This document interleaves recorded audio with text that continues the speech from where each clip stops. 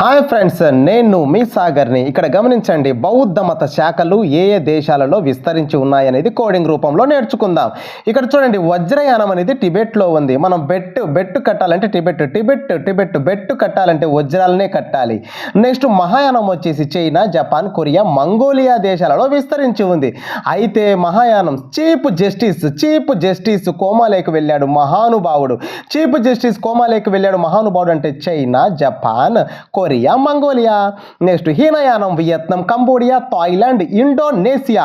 అయితే ఇంట్లో టీవీ బోడిగా ఉంటే హీనంగా ఉంటుంది. ఇంట్లో టీవీ బోడిగా ఉంటే బోడిగా ఉంటుంది అంటే ఇండోనేషియా, థాయిలాండ్, వియత్నాం, కంబోడియా.